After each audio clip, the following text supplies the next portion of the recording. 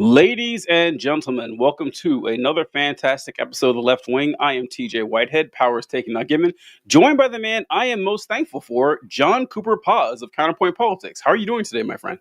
Doing good, realizing we didn't change the banners before we went live, like a bunch of amateurs. But Wow. This is our Ask Us Anything Left Wing Q&A show. So I would love to hear from people in the comments, any questions you have from us. It's kind of like a weird news cycle where it's important stuff, but we're back in a little bit of a not changing period. Just little things here and there. Yeah. I thought about when you said you feel like a bunch of amateurs. I feel like one. So for those of you who don't know, the way we do these episodes, the Thursday episodes, we alternate doing clips for them every week. And I didn't do any last week, like zero. I don't know if John I didn't even notice. I did zero. Listen, this has been a very busy time for everyone involved, and like me especially, I guess, because I need some excuse for why I didn't do any clip. That was it. But not only that, but I haven't been paying a lot of attention to the news.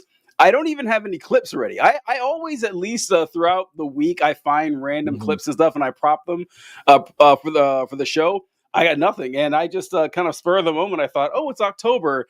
I know that when I was in college, I remember learning that Canadian Thanksgiving was in October and not in November. I said, oh, okay. I knew a few Canadian students in school, and I asked them, hey, what is you guys' Thanksgiving story? Because like our Thanksgiving story is shoved down our throat at, some 9 years old. We all know it backward and forward. I was like, what's the Canadian one? And I got two different answers from 3 or 4 different people. Most of it was, oh, I don't really know our story. And then the other ones were, oh, we kind of just stole it from you guys. Like, wow, Canada. Wow, you guys don't even have your own goddamn Thanksgiving story. That's pretty depressing. If you're just going to steal our holiday, you might as well celebrate at the same time we do. Why do you do it a month early? I don't know. Have you ever heard about that, John? I never heard. I didn't even realize it was the same holiday. Like when I saw the title, I didn't know what you're talking about, and then I thought there was going to be some story, and you kind of just this is the most lackluster reveal ever. It's just like, yeah, no, they just copied us. That's the Canadian Thanksgiving story. It's the same as ours. I actually, so that's all I ever heard about it when I was in college. And then right before I typed that, I was like, well, let me see. There's got to be more to this. And then I looked it up on the Google machine, and it said Canadians trace their history of Thanksgiving back to the 1500s, like a similar thing. But the first Canadian Thanksgiving wasn't established as an official holiday until I think 1875, I think is when it said. Thanksgiving was established for us 1863. So I'm buying that. Yeah, they just ripped it off from us. Like, oh, the Americans look like having a grand old time down there, having a turkey party every Thursday. We'll do ours in October. Which October is a more fall-y type of month. Like November is like pre-winter, basically. October is what I think of with fall. So good move there, I think, putting it in October. That makes more sense to me. Yeah, no, I think that it would be funny. I can't think of a good name for it, but instead of it being thankfulness, it's like apologies. But that would be the Canadian version of Thanksgiving. Speaking of minute holidays that bastardize the actual historic origin of the holiday. Yes, amen, brother. Can make America great again. Favorite Italian sex criminal and murderer you're not allowed to criticize. In parentheses, not Andrew Cuomo. Oh no! Who is this other person they're talking about? They're talking about like Berlusconi or something. Like who are they talking about? The great saint of yesterday, Christopher Columbus. Oh, okay, all right. Yes, I should have got the theme with the minor holiday part. Sorry, yes. John. I was like, TJ's way off today. It's like, not TJ's best day, guys. No. Yeah, I thought about that actually yesterday, or when was Columbus Day? Yesterday, and I still had to work yesterday, even though it's like a government-ish type of organization, but it's a lefty one. We got to pretend that we're nonpartisan because when we work with Republicans, which is super majorities in the House and the Senate in Indiana, you kind of gotta play patty cake with them, and you can't take government funding and say that you're a partisan organization. So you kind of gotta play ball with that. But we don't take Columbus Day off because we're a bunch of libs. And I was thinking that when I said that we should move Thanksgiving to October to give October a true holiday, because I hate taking a holiday away from working people, right? Like that's not cool. And so then replacing Columbus Day with Indigenous Peoples Day. People try that, but come on, we all know it's Columbus Day, right? We all know. You're not fooling anybody. So I wish we could remove Thanksgiving to October because it makes more sense as an October holiday. And Thanksgiving already has Veterans Day, so you still got, or November already has Veterans Day, so you keep a holiday in the month. That's what I think. I always, so Columbus Day is this thing that every year I'm like, I'm not going to talk about it. It's dumb and stupid. And then every year I end up going on a diatribe because it is one of our dumbest holidays that we celebrate. We celebrate a lot of dumb holidays, but just like all the way down the list, there's no reason to celebrate Christopher Columbus.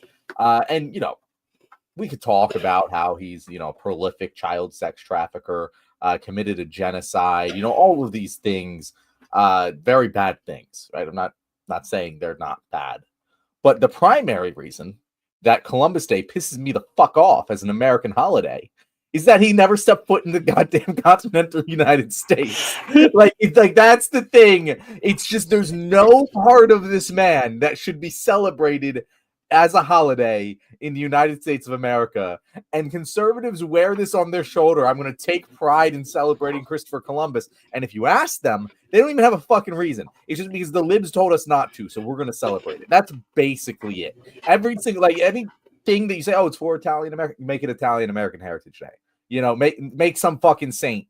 There's got to be an Italian saint somewhere that we can make a St. Patty's Day, but for Italian people. Like, there's so many better. Amerigo Vespucci, name right there in the fucking America. The conservatives should go ape shit for that. But no, we can't have change. We can't change this because this is what we were taught as kids. And if we start changing things, then, oh my God, my life is over. John, you're never going to guess which month is Italian American Heritage Month. Is it October? It's October. It's October. It's October. It's so funny. It's a dumb holiday. Why does it exist? Colby says Tony Soprano would like a word with you. Oh my God. I remember watching that as a kid. Not as a kid, obviously, but I guess like a teenager and being like, wow, he really gives a shit about Columbus Day. And that's so unbelievable. Like, who's ever cared about Columbus Day? Let me tell you something, AJ. In this house, Christopher Columbus is American hero. End of story. Yeah, it is kind of funny. And yes, this holiday was just made to appease Italian Americans and try to get them, because folks got to realize Christopher Columbus being held up by like white people as this like hero and everything is super funny because they wouldn't have considered Christopher Columbus white not too long ago. Like, not too long in the past, Italians weren't even considered white. So it's funny that, it's a tool of white supremacy now. Uh-huh. But yeah, with Christopher Columbus, so John mentioned that he never set foot on the continental United States, which, I mean, technically it doesn't matter with, the whole New World part, but for an American holiday, for Americans to really take a lot of pride in this, is like, yeah, the guy was in the Caribbean. The guy had no clue Florida existed. He had no idea there was this massive 2 continents that he hadn't even run across yet. He didn't intentionally come here. It was an accident to hit the Americas in the first place. And he's not the first guy. Leif Erikson is. Leif Erikson will make a hell of a lot more sense. He's just a guy who happened to hit the Americas on accident, cause a genocide, sell a bunch of children to sex slavery, go back home, rule as a tyrant, and get thrown in jail. So even the people are like, oh, you have to judge him by the standards of his time. He died in prison, guys. He was not a good person. There's nothing worth celebrating. It is crazy. Folks do like saying that you got to judge people, by their time, which honestly. Yes. Also, you don't.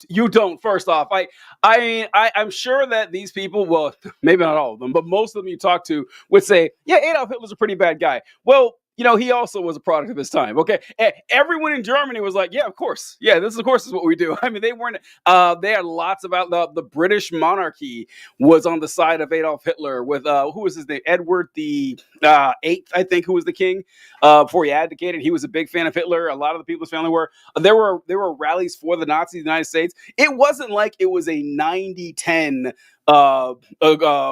consensus that, oh yeah, Hitler's a bad guy. No, he had plenty of fans back then. And Christopher Columbus, he was so awful that 16th century monarchs were like, no, this guy is going a little bit. This guy is going a little bit too far, and cutting off people's hands, selling 10-year-old girls as sex slaves. I mean, he doesn't come right out and say they're sex slaves. Why else is anyone buying a 10-year-old girl? Like, what do you think is happening here? And with Christopher Columbus, it's important that John mentioned that he accidentally discovered the United States. Oh, Heather wrote, typical Canada, stealing stuff from the United States. I know, right? You can't trust these people as far as you can throw them. But Christopher Columbus set out to find Asia. He was, everyone knew that you could head east and go to Asia, but they knew the world was round. Like everyone back then kind of knew the world was round, probably more than today. And he said, you know what? They thought the Pacific Ocean was just way too big, that there's no way you had enough water and food and supplies to keep a ship alive, 2 trips there, to Asia and back. So Christopher Columbus had some new math, though. I don't know if you knew this one, John, but Christopher Columbus is like, everyone says the world is round. I don't think it is. Christopher Columbus actually didn't believe the Earth was round. He believed the Earth was shaped like a pear. This is what Christopher Columbus believed the world looked like. So he thought that Europe was up at the tip of the pear right there, and that you could kind of go around and get to Asia that way. And that's why he went on this trip, because everyone else thought it was insane. Like, no, you're going to die in the Pacific Ocean. He was just lucky. The Earth was not shaped like a pear at all. And he just happened to run into the United States. And when he got there, that's why he called the people Indians. He thought that he had landed in India. He didn't realize he was in a new continent the entire time. He went back to Europe. Saying, folks, I found it. I found a way to get to Asia from the Pacific Ocean. Then John mentioned Amerigo Vespucci's like, huh, really? And then he does some math. He's like, no, man, this is actually a brand new place, which is why they're called the Americas. So yeah, if anyone does deserve a holiday for that, I think Amerigo Vespucci does, because I mean, he's Italian. The name sounds more Italian. It's got America right in there. Like there's no reason to celebrate Christopher Columbus when we could do Amerigo Vespucci instead. Every single reason you could potentially maybe give for Christopher Columbus, Amerigo Vespucci is a better person to do.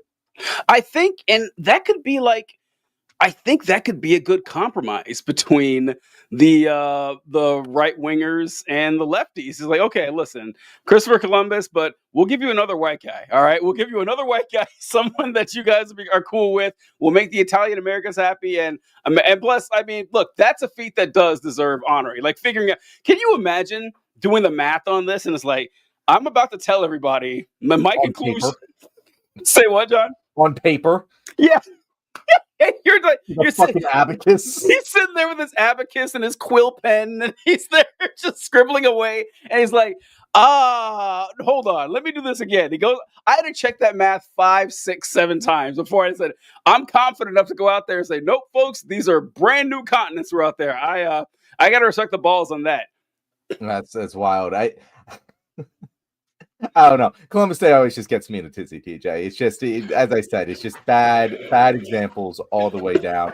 I forgot Amerigo Vespucci was the guy that told Christopher Columbus no. I forgot that it was related like that. I forgot that Christopher Columbus didn't know he was in America. He didn't know when he was in the Americas. That is so funny.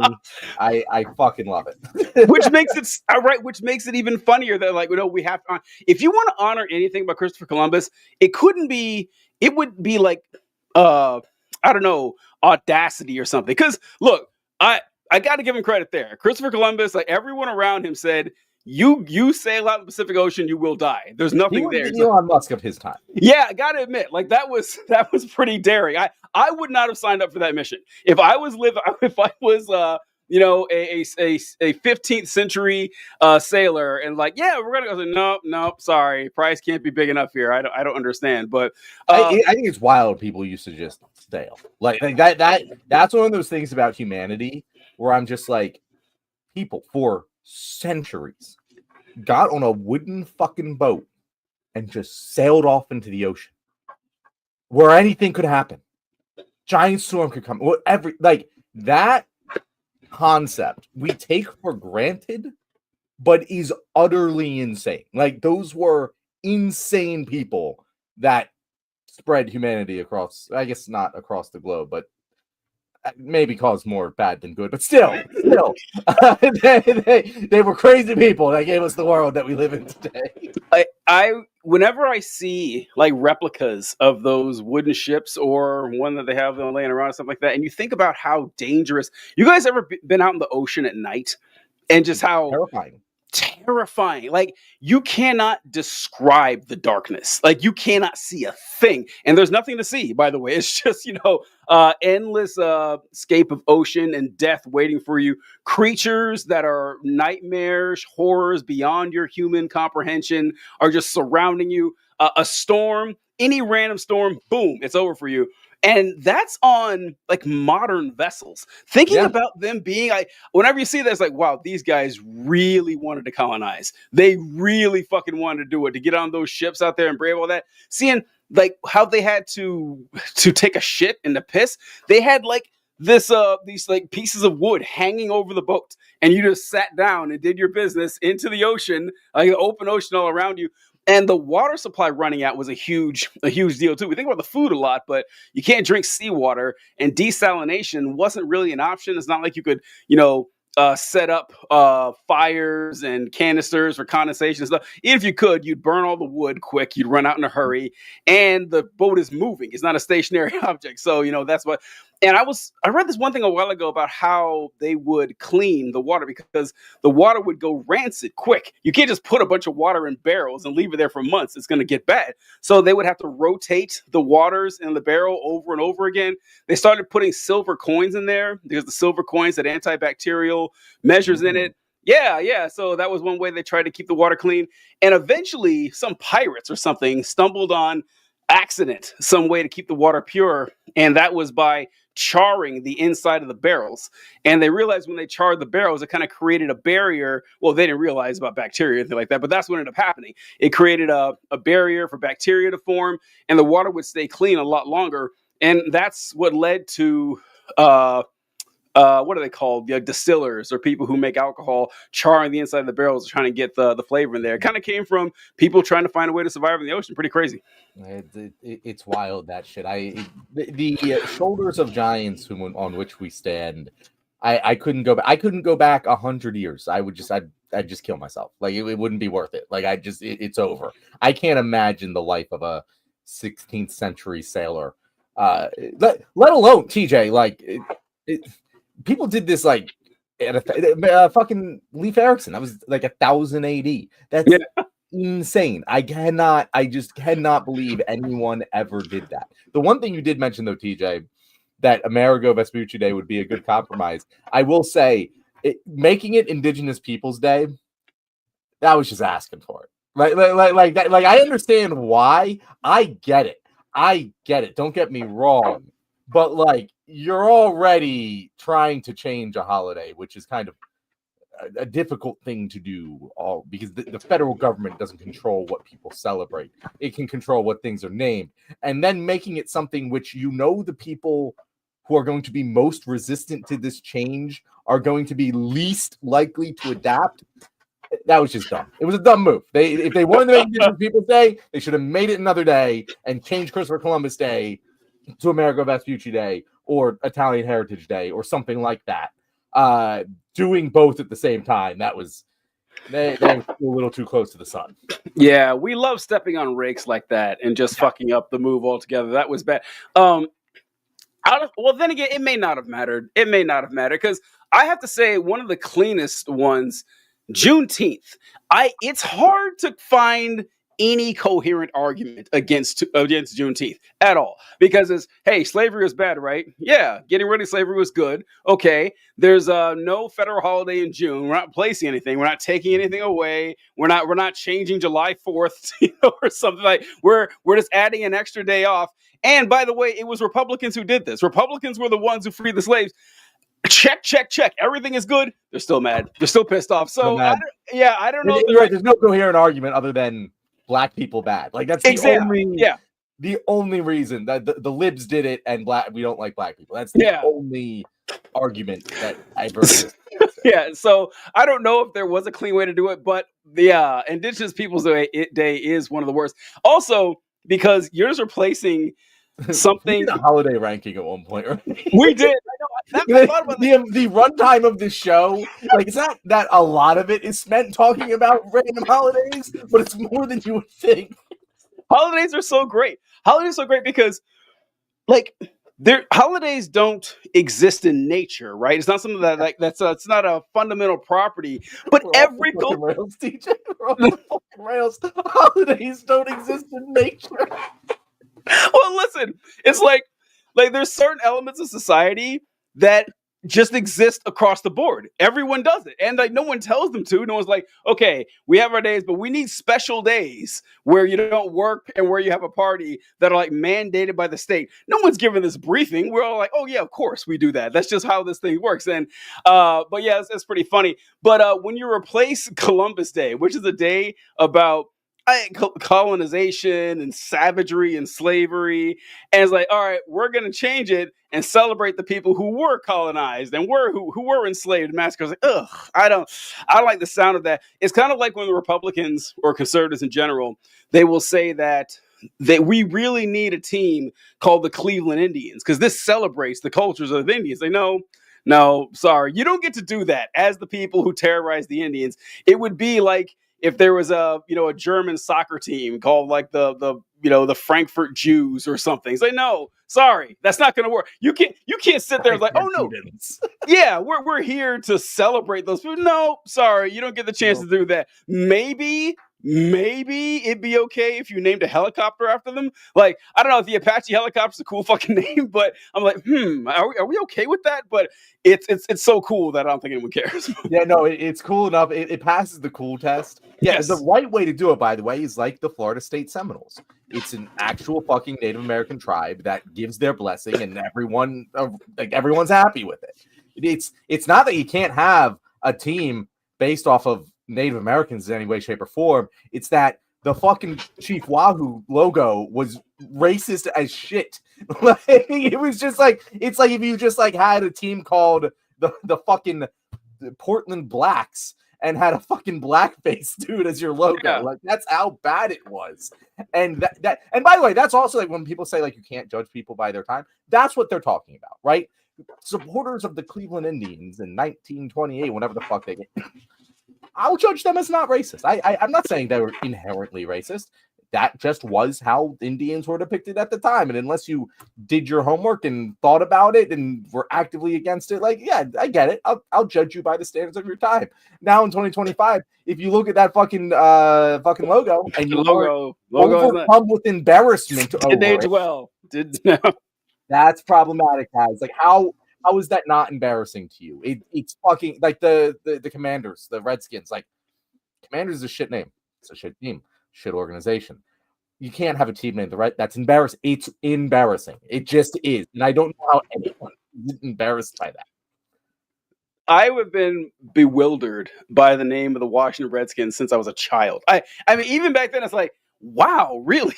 Where is there? And it's another one that's indefensible, and they try to do it anyway. Like they fight these battles, no one forces them to. And it's like, okay, you can concede an obvious. It would make you seem like a more serious person if you said, I can't think of another example of a team named after anyone's skin color. I can't. I would love to hear one or something. It was a pejorative term for that group of people. Exactly. Yeah. When it was made and continues to be one. Yeah. Like, that's just insane.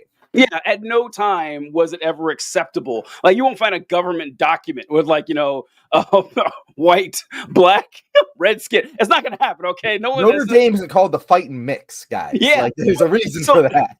And sorry, what I was going to say, John, is I love it when John and I converge on the same correct answer over and over again, because having these fights with conservatives about these names of teams, they're defending everything. But sometimes I get into the conversations with liberals or lefties, and we are on different pages here, because I said the same thing, John. Cleveland Indians, Washington Redskins, fuck no. That's crazy. That's insane. But that doesn't mean every like Indian-based name is I don't think necessarily like Atlanta Braves is super offensive, because it's like, that's a job, right? That's a job. Mm-hmm. That is it's like having a team called the Knights. That's fine, right? Or the Celtics. Say what? Or the Celtics. Oh, Celtics is a little different though. Celtics is a little different. Celtics is like Celtics was an ethnicity. Well, all right, so Oh, I guess like Celtics. Celts. Yeah, you're kind of right about Yeah, that. That's a different thing. I That's a was different thing. I'll give it to you there. so yeah, but I was gonna get to that, and then I find ones where I was like, well, in theory, if I was honest, it doesn't pass my criteria because the Celtics, the Boston Celtics, are named after the Celts, and Celts is kind of weird because when the Romans went to Britain in around 55 BC, somewhere around the time of Julius Caesar. Uh, they kind of confirmed the existence of the island of Great Britain to the Romans. Before that, it was kind of like this legendary area what no one was sure about. And the people in that region, what is now England, Scotland, Wales, whatever, they spoke Celtic languages. They weren't one group, but they all their language descended from the same one. So Celtics doesn't necessarily tell you anything about them because it would be like calling us German because English is a German language, a Germanic language. So but yeah, it just means like the group of people who originated from that island. And like, don't know if I like a team named after like a group of people. That seems Also, wrong. like, I feel like with that one specifically, it makes sense because of how many fucking Celtic People are from are in Boston. yeah, Like yeah. that's like the people who lived there were overwhelmingly majority Celtic, and they made that name for themselves. Like that works for me. Yeah, You know yeah. what I mean? I like it. I like it. Heather commented, "That's right. Let's hear it for the whites. Let's give the whites a hand and their courage. We are bravely colonizing where no man colonized before. We made colonialism cool before colonialism was cool." Yeah, that's right. I will give them for the bravery. Like the bravery to do something like that is kind of insane. And what does Colby say here? A ton of Washington is named after Native Americans who live there. Seattle, Tacoma, Spokane, they have unlimited names to use and said we must call them by their skin color. No, that this actually goes. Wow, you're right. Show. Just who knows what the show's going to be about, but that we have This so is a wild. So I'm glad anyone who's listening to this show right now, you're a true fan of the left. yeah. We haven't We talked have about politics no once. content. There's nothing going on in the news right now. We're not saying anything particular. We are bullshitting about holidays and sports team names today. That is About to bring up another topic here that's related. I remember as a kid noticing how much of the United States was named after Native American stuff. Like Massachusetts has got to be a Native American. If it's not, I'm quitting the show. Like it's got to be. That's definitely have to be one. Massachusetts, Minnesota, I think Wisconsin, and then of course Indiana. Like we have a state that's like Indian with an A attached to it. It's like, oh yeah, Mississippi. I mean, there's so much stuff named after Native American stuff, which on the one hand could be seen as honoring the people who this actually came from. Maybe it was already called that, or it could be just like rude, like rubbing salt in the wound or something like that. I don't know. I can see it being taken either way. I think when you're talking about like state names and shit, it's just they've become the state names now. Yeah, no change. Yeah. Like none of them are. Like, if we had a state called Redskin Land, Redskin like Land. maybe we should rename Redskin that. Land. But, like, it kind of is what it is now. Woo. Especially like so much of it was originally from Indian names for things that became larger things. Like correct me if I'm wrong here. The Mississippi River was named the Mississippi River by Native Americans. It wasn't even by us, and then the area around that became Mississippi. Like that's how regions get named. How sports team get named, completely different story. And it's actually funny because I think this all ties into this concept I've been trying to put in a more pithy way. But I have noticed that this isn't just a liberal like a conservative thing. Some liberals do this too, but by far and large, I feel like conservatives have this idea that culture is a top-down concept. They want it to be like a sports team where they have a guy who says this is what it's called, and everyone's supposed to call that that now. And for the most part with sports, it works that way. No one really says Redskins anymore. Most people say Commanders all the fucking time because that's how that works. But when it comes to something like a holiday, it doesn't work like that. Or the Gulf of Mexico, or regional names for things. All of these things are bottom up. The government ends up calling them things usually because that's what the people already called them, and it just made them sense to do. That's why changing Columbus Day to Indigenous Peoples Day didn't fucking work. That's why Juneteenth is still only celebrated by the people who were originally celebrating Juneteenth and no one else, despite the fact that it's a federal holiday, because these parts of our culture are bottom up, and conservatives are so fucking pissed that that's not how culture works when they have Donald Trump as their president. They want Trump to be able to say, it's this way now, we're celebrating Columbus Day, and they're like, we're so fucking back. And it's like, you're not even celebrating Columbus Day. You can't make me celebrate Columbus Day. It doesn't work that way. Culture works bottom up. And that's why, no matter if they're able to gain political power or not, they'll never be fucking cool. Because that's not how coolness works either. Conservatism is not, by definition, not cool. And it never will be. And they're always pissed about that. No matter how much power they acquire, they will never be cool. And conservatives, you got to understand, we don't like this either. I don't like the fact that 17-year-olds get to decide what's cool. I don't think that's all right. I think that is totally backwards, that, coolness should be dictated the other way, but it's not how it works, right? And you either accept the world that you live in or fight fruitlessly to change that. I think that's really cool. And Trees Top commented here, as a Mississippian, I think it's rude. The river was named Mississippi or something like that. They tweaked the name slightly. Trees Top, first off, my condolences for living in the state of Mississippi. I did not know that you were listening from Mississippi because I didn't know they had the internet in Mississippi. That's why he watches the show instead of reading our posts and stuff. Like he can't read because he's Mississippi.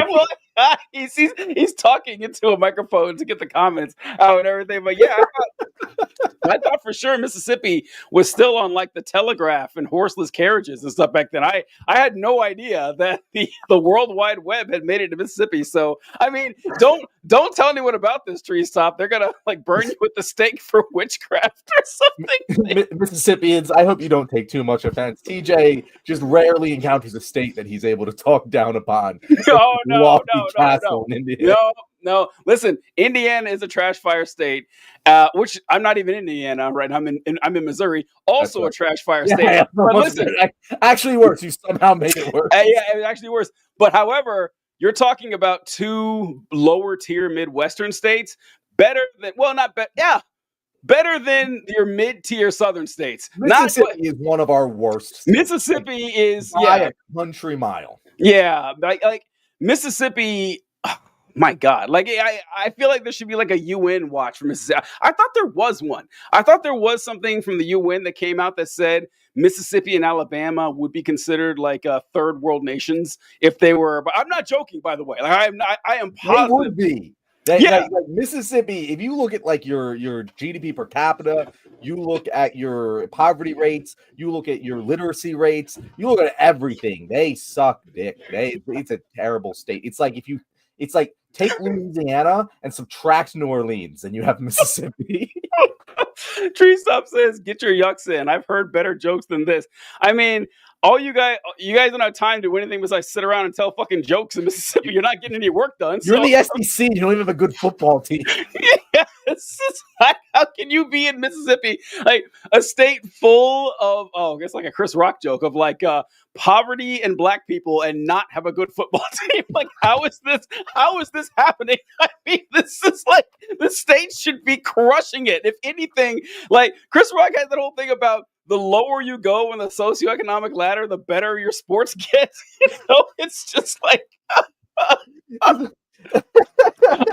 so Trees Top, thank you for entertaining us. Trees Top, he says you can't think we're worse than the you can't think we're worse than the Midwest. Oh, come on. Yeah, I'm sorry. You had Jerry Rice like a century ago. Congratulations. You had back in Christopher Columbus Day, you had Jerry Rice. The Mississippian I can think of now who's like, isn't it Arch Manning who sucks, right? Like he's he's Tennessee. Yeah, but aren't the Mannings from Mississippi? The Mannings are from Mississippi, right? Huh? I don't know where the Mannings are. Well, from. I know that Archie Manning in the 70s went to Ole Miss, and Eli Manning went to Ole Miss too. So I assumed they were from Mississippi. Go Birds. Well, I mean, they kind of sound like it, but originally, yeah. So the Mannings are from Mississippi, and your latest representation for a Mississippi athlete is Arch Manning, who's terrible. So yeah, I don't know. I wouldn't. You got to go back to. I can't believe he thinks he's better than the Midwest. Like that's like if we're talking like geographic regions of the United States. Here's the problem: the worst one is like the Sun Belt, but north. I don't know what to call it. Where like Idaho is and where Utah is, that's the worst one because there's nothing there at all. But the thing is, there's also not people there. The problem with the Mississippi in particular, that the bad South, all the South is mostly bad, but Alabama, Mississippi, like the Louisiana, real shithole states, they have a lot of people and also still manage to suck. It's absolutely incredible. Yeah, the other problem is that you have like Idaho and Montana, they're not great states either, but at least they have just vast expanses of natural beauty, just the handiwork of God just shown for everyone to see. It's so beautiful that people like for decades now. All right, we got to make sure no one touches this. Okay, we got to make sure that this is alive for our children and grandchildren. Like they got to see this shit. There's nothing like that in Alabama. There's nothing like that. We're like, oh, we got to maintain, this Piggly Wiggly to make sure everyone can see it to the next generation. And like the stats are just so shitty. They're just so bad time and time again that I don't know. And also the best of the Midwest is like Chicago, right? Yeah. So which blows away like 99% of the rest of the union. So, when you got a jewel like that. Now, the best of the South is respectable. Atlanta, respectable. Houston, which I don't know. Texas is kind of like I have a hard time counting Texas as the South. It's West. Yeah, it's West. Yeah, it's like it's West. That's like Texas is the Southwest. They're not the South. Yeah. Sorry. So boom, you lose Texas. Your stock is dropping already. So you got like Atlanta, you got Orlando and Disney World. No, Florida ain't in the South either. Florida's its own thing. Florida's its own region. Texas is its own region. You know what? You're right. Distinct regions of the United States that are their own states. You can argue that like Florida, Bama, like that's part of the South, and I will agree with you. But for the sake of just classifying things, the state of Florida not in the South. And I agree. Agree with that. I agree. Like the South, you have the South, which will be like the Carolinas, maybe Virginia, Kentucky-ish, and then you have the Deep South, which is going to be the worst of the worst, where you're going to have, the Mississippi, the Alabama, Louisiana. Then you have Texas is more south than Florida, and then Florida. So Texas and Florida are their own two little components, part of the South, like sub South. But yeah, anyway, like the best of the South is decent, but there's nothing that compares to anything. And you have good food in the South, right? Like I've had a lot of good food in the South, but like the Midwest still has better food. Like, and it's bar none. It's not even fucking close. You disagree? I don't know about that one, John. Like I would say that food is the only thing. South has better barbecue. Like the things the South does good, they do better than everyone else. Yes. But like their variety is pretty darn limited compared to the Midwest, where it's just like everything is good. I mean, yeah, and the Midwest has like I don't know pizza and. No, you don't have pizza. No, that's us. That's the Northeast. That's so yeah, Chicago style pizza. Chicago doesn't know how to make pizza. It's not that great. Yeah, I don't know. I think the South will win. I think the South wins that one pretty hardcore. I would collard greens, and they treat it like a real food. Collard greens are disgusting. But listen, like they nailed it with barbecue. They nailed it with sweet tea. Like I don't know. Like I'm not a drinker, but I know they have some like drinks that they're really proud of. I don't know. I gotta give. As far as cuisine goes, I think the South is on top. I think it is. Like maybe you could beat it with like Southwest with like its Mexican food and everything like that. But no, I'm going South. Southwest food is fucking fantastic. Yeah. Like, but here's my like Midwest food. Like to me, that's just like homey cheese made on a farm to table shit, like all that sort of stuff. Whenever I've been out in the Midwest, like that's what I'm eating. When I'm down south, the only good shit is the barbecue. Like genuinely, the only time where I'm like, hey, this is better than what I can get in the Northeast is barbecue and sweet tea. Barbecue. They don't make sweet tea. They're also. I don't know. Maybe it's not original to the South. I always thought it was, but like biscuits and gravy, or I just think that's like not very good. Like I agree, that's a Southern thing, biscuits and gravy. But it's just like I've had better biscuits in other you've places. had better biscuits in the South. I've We've never officially been parted impressed. ways, John. We've officially parted ways. No, The best food is in. I mean, the best of everything basically is either Northeast or Southern California. Like that's basically it when it comes to the best food, because the problem is that the Northeast has everything. The Northeast has absolutely everything. It has all of the world cultures. It has the best restaurants and everything. LA also kind of has that, and the Southern California in general. Everyone else still has like regional foods that they do very well.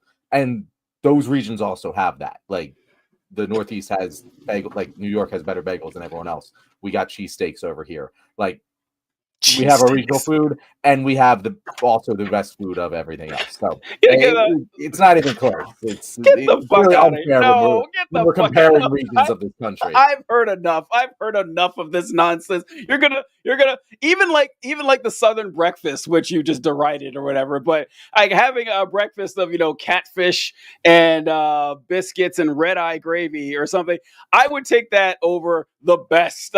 Would you get a clam chowder, a cheesesteak? Ooh, we got lox bagel. Give me a fucking lox bagel. Lox, here's the thing, TJ. Here's the thing. Have you had a good New York bagel? Because I'm telling you, I don't want to admit this as a proud Philadelphian. There's nothing like it. There's nothing like it anywhere else. I'm sure. I get a good bagel except for in New York. I'm sure it's very different than a bagel you could pick up at Albertsons. I'm sure it's very different. TJ, you're being sarcastic. And I used to feel the same way. It's like there's no way it's that different. It's that different. It's a totally different experience. This is donut shaped bread that we boil. Yeah, I'm sure it's gonna taste it's boiled bread. You know what? Fine. I don't even like bagels to begin with. I just think they're a very overrated food. Yeah, because you live in the Midwest. Boiled bread. You feel differently. Nah, suck my dick. You're throwing bread in the water and boiling it. That's great. Listen. Treetop says collard greens are delicious, you uncultured swine. No, they are not. No, they are not. I don't get it. I've never liked collard greens. Like, of course, growing up my family, everyone ate them. So this stuff is nasty. Then again, I don't like any vegetables that are cooked and slimy like that. Like, I will eat raw spinach all day long. You cook that spinach? No, get it out of my face. I don't want it at all. I'll have cooked spinach. I'll sometimes have cooked vegetables. Vegetables in general, better raw. 100% agree with that. I'm not like a never, but yeah, collard greens, they're disgusting. I'm a very adventurous food guy. I will fucking eat. I will try anything once, like no problem. I could not have it like prepared myself for how bad. Like I was kind of excited. I was like, okay, I know this is a regional thing. I always love to eat the regional things whenever I'm traveling. And I'm like, collard greens. There we go. I'm getting my collard greens. Oh my God, I almost threw up. They were so bad. Disgusting. John, have you ever had pickled pig's feet? You ever tried pig's feet? I have tried pig's feet. Never tried pickled. Did you like? Oh wait, they weren't pickled. I just know they were pig's feet. They didn't taste particularly pickled to me. I've never seen them not pickled. But anyway, I like pig's feet. I like pig's feet. Pig's feet is one of those foods where I'm like I like the taste, but it's just not the most easily eatable food. There's usually better alternatives. All right. But I won't knock pig's feet. Yeah, I like pig's feet. I think they get a bad rap. Oh, Colby says Albertsons doesn't sell $9 bagels. You wouldn't understand. Listen, yeah, I got you there. Maybe I need to just like pay out the nose for one of these delicious New York bagels. Wherever you're going, look for the cheap local rave spot. Like if you're paying an obscene amount for food, you're not getting the best food. Like it's just pretty much bar none. You got to find your hole in the wall. That's where it has the best food. Same thing with the bagels. Look for a good, reputable bagel place in Long Island or Manhattan that sells bagels for no less than $2 or no more than $2. That's where you want to get your bagels. All right, I'll keep that in mind. I brought this up. We have 7. Like we're now up to. We've had like so few viewers. We're up to 7 viewers. I just want to like, if you're joining us right now, we're off the rails. Literally, ask us anything. We will talk anything. We just did about 10 minutes on fucking regional shit foods. I meant to bring this up 10 minutes ago about the Native Americans and stuff. So, my old unit that I was in Fort Bragg, 3480A, we have our unit crest. And whenever you're talking about it, you describe what the crest looks like and you talk about what the symbols represent. So this is our unit crest, and it has Audacia in the front of it, which means by daring deeds in Latin. And then you have in the center, you have wheat, like from the Battle of Gettysburg. Our unit fought in the Battle of Gettysburg. And then in the back, you have, how many are there? Let me see. I guess a total of 1, 2, 3, 4, 5, 6, 7, 8, 9, 10, 11, 12. 12 arrows. And those are from our unit's involvement in the Indian Wars in the late 1800s. And I just remember thinking, it's like, folks, are we sticking with this? Like, are we happy about that? I don't know if that's something that we want to brag about every time we introduce our unit. It's like, and here are the dozen arrows representing our times we killed the savages in the Indian Wars. It's like, probably a bad look. I don't know if that's still the crest, but it was when I was there, and it's kind of sad. And it loops back to what we're talking about in the beginning of the episode, which is like conservatives just hate change on its face for no reason. Like they just change, they will oppose it. And like that's the kind of thing where she's like, what? I think the White or the Department of Homeland Security, someone tweeted out today or yesterday, I forget exactly. I'm like scrolling through my Twitter hoping it pops up because I don't know what to search.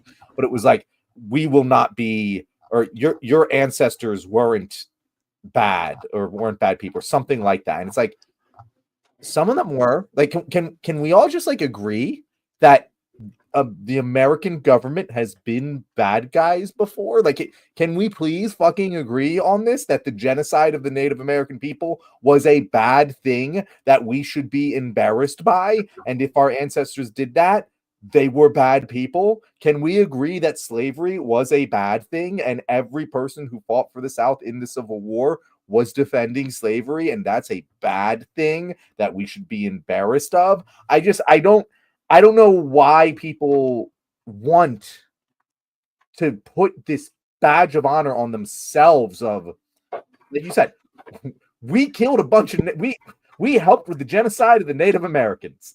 Go us. It's like, why do you, like, I struggle. I genuinely struggle. I really try, TJ, to engage with conservatives in their own mentality and try and find ways to change their mind about things from their own perspective. And I just can't wrap my head around the perspective of, I want to celebrate this clearly awful bad thing because it's part of what I perceive to be my heritage or my history or my, like, just, it has never made sense to me. And I do not know how to make sense of it.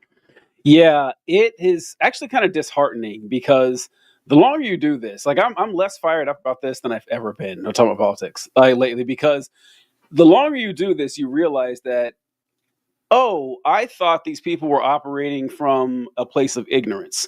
That maybe if I can just tell them how things are, they'll understand. Like, because that's what worked on me, right? I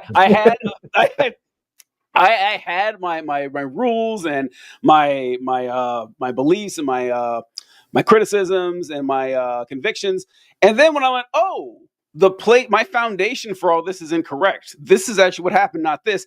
I changed my mind.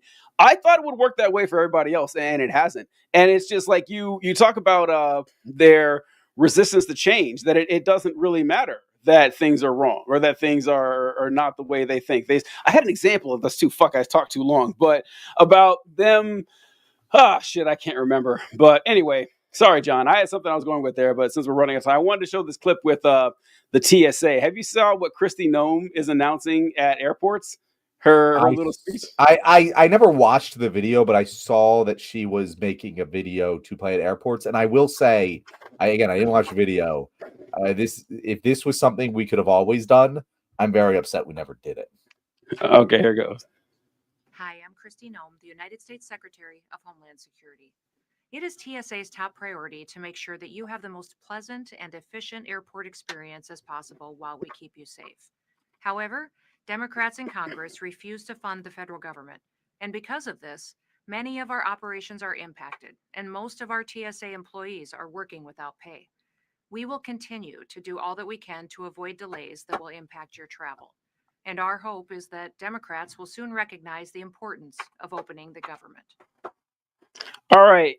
John mentioned, like, first off, like, he's upset that if this was always a thing we could do, he's mad we have. It's not a thing you can do. Like, it absolutely is not a thing you can do. You can't take taxpayer money for a department of the government and say, we're going to use this to trash another political party. It's a Hatch Act violation, and they do it anyway.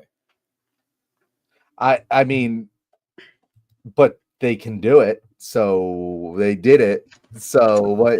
Nothing's stopping them. So therefore, it's okay. Like, that's how the law works, people. The law, whatever is written, doesn't matter. It's what you can enforce. If you can't enforce it, then it's legal. Everyone has known this from like a young age. I feel like maybe I'm weird, but it's like everything's legal as long as you don't get caught. Like that's the rule that we lived by as children. And for some reason, some adults thought that didn't exist anymore in adult life, but no, it exists all the fucking time. And again, we see it across the board. It's not just the Trump administration. They just do it in the most public and dumb way possible. But like, bend the rules every fucking chance you can if you're doing it for a good thing, then I want you to do it. I want you to break every rule that you possibly can, as long as you're able to effectuate positive change.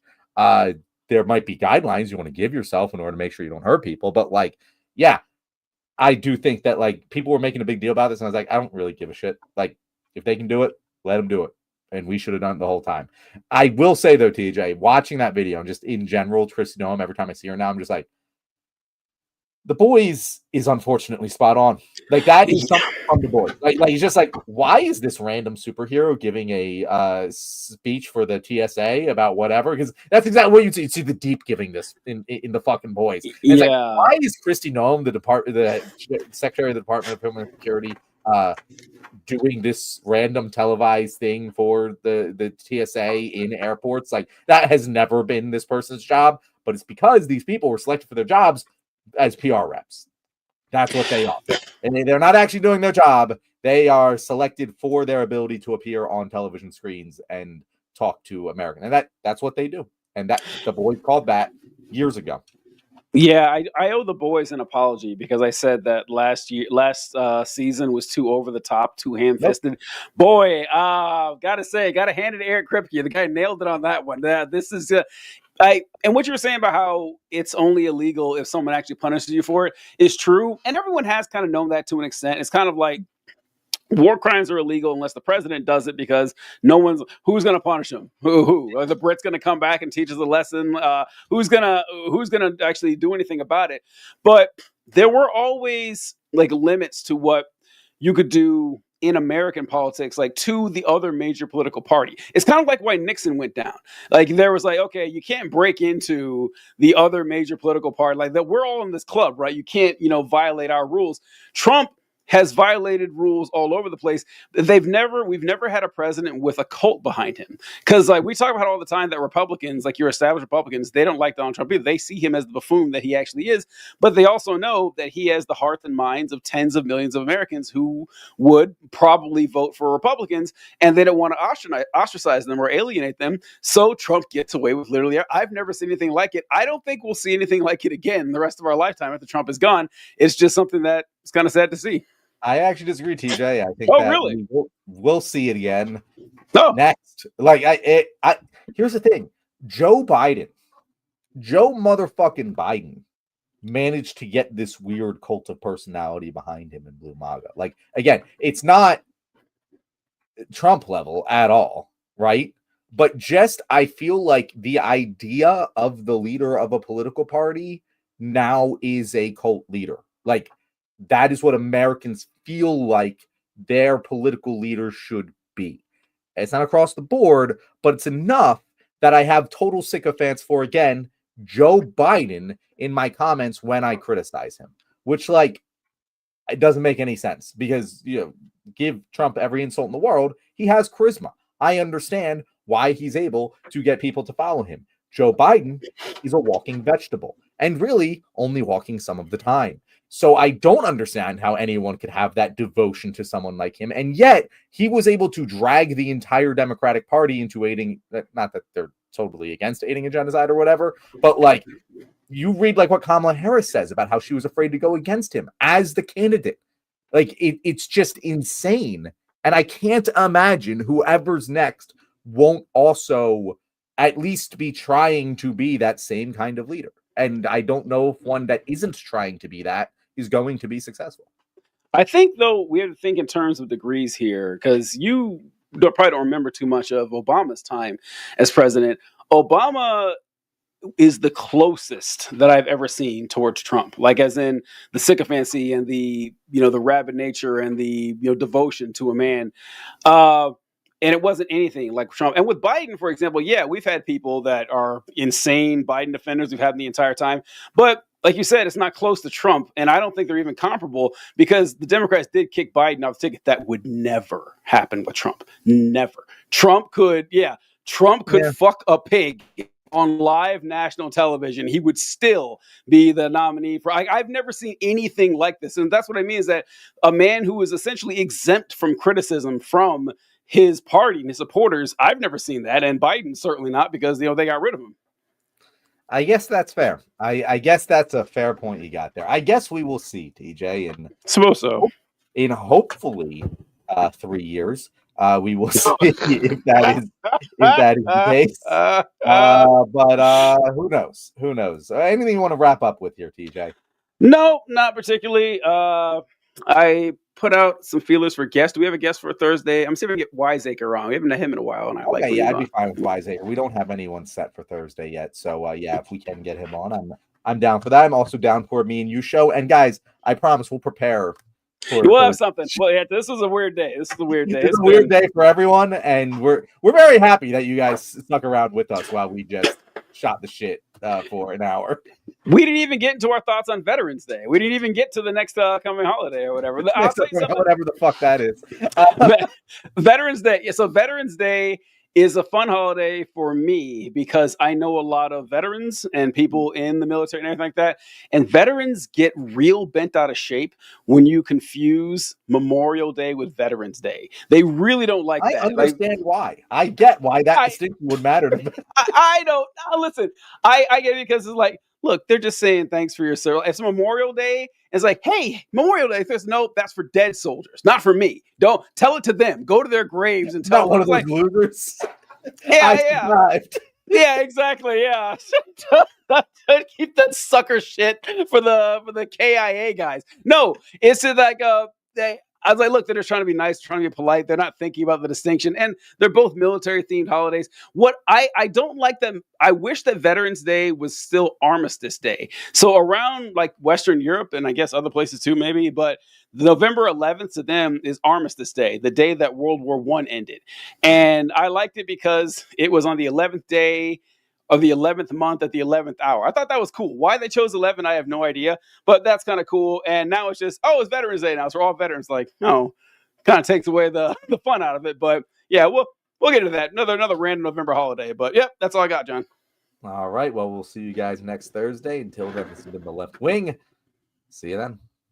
Later, folks.